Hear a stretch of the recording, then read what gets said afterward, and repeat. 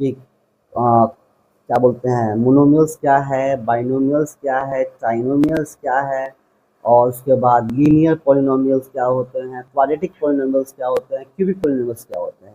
इतना एनसीईआरटी में पढ़ना है।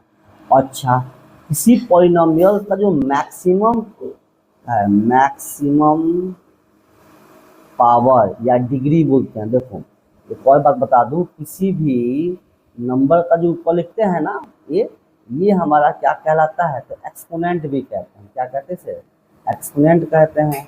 सम टाइम इसे क्या कहते हैं, पावर कहते हैं, और इसे डिग्री भी कहा जाता है। डिग्री मेनली कब कहते हैं, जब हमारा वेरिएबल हो। तो जो मैक्सिमम जो डिग्री है, जो मैक्सिमम पावर है ना एक्सपोनेंट, उसको डिग्री भी कहा जाता है।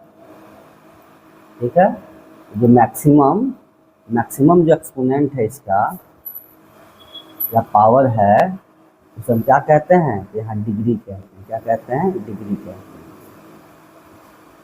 इसको भी एग्जाम्पल समझते हैं हम। जैसे मान लो मैंने यहाँ एग्जाम्पल के तौर पर अपने ले लिया है, लिख लिया है। देखिए हमने यहाँ लिख लिया है, मान लेता हूँ मैं ऐसे कुछ, x power 4 plus 3x square plus 2x plus 10। अब इसमें तो बहुत सारे वेरिएबल तो एक ही है, ए भी एक्स है, ए भी एक्स, ए भी एक्स है। अब इसका जो मैक्सिमम पावर कितना है, तो प्रोसेस 4 है ना। तो ये इसकी डिग्री की क्यों जाएगी, तो लिखते हैं degree of polynomial is equal to 4।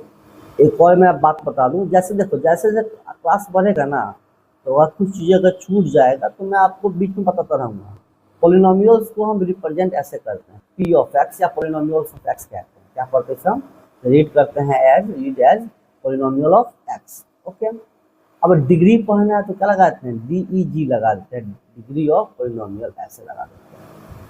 अब एक और देखो, X square Y power 3 plus y3 plus X 4 plus 10। अब मैं पूछूं इस पॉलिनोमियल को मैंने अगर ऐसे नाम दे दिया, पॉलिनोमियल साला किया, यहाँ तो वेरिएबल एक है नहीं तो x कहेंगे नहीं हम। अब इस पॉलिनोमियल की डिग्री कितनी है, जो इसकी डिग्री पूछा जाए ना, तो देखो यहाँ पे ये एक पूरा टर्म है, ये भी टर्म है, ये भी टर्म है, ये भी टर्म है। इस टर्म में डिग्री तो हमारी 0 है, क्योंकि यहाँ पे कोई वेरिएबल है नहीं। इसकी डिग्री कितनी है, 4 है, इसकी डिग्री कितनी है, 3 है, और इस टर्म की डिग्री दोनों को हम मिला देते हैं, कितना है, 5 है। इस कंडीशन में 5 डिग्री हो जाएगी।